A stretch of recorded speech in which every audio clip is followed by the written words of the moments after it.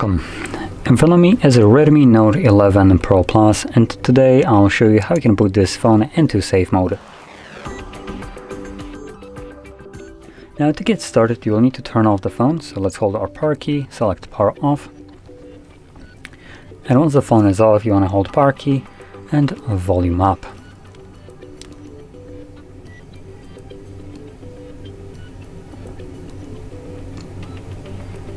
Now once you see the Mi logo, after a couple seconds of it being visible on the screen, you can let go of the keys, and all you need to do now is wait for the recovery mode to show up on the screen.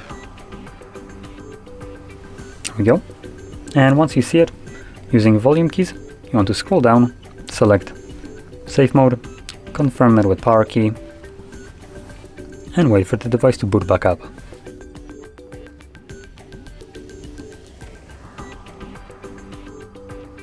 And as you can see now the device is back on, we are now in the safe mode, which you can see right over here. Now in this mode only the pre-installed applications will work, anything else that you have installed yourself will not function at all. And just at a quick glance, I don't really see anything here that won't work. Oh, that's because it just completely gets removed. That's probably why. So you can see these kind of spots right here and here. That's usually where you have a couple applications.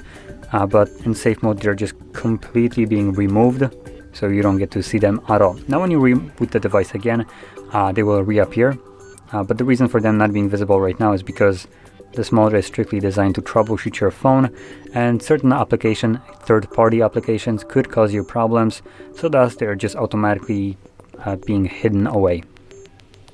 Now once you're done with it, to leave this mode and go back to normal one, all you need to do is hold power key, select reboot, and once the device boots back up, it will go back to normal mode. So with that being said, if you found this very helpful, don't forget to hit like, subscribe, and thanks for watching.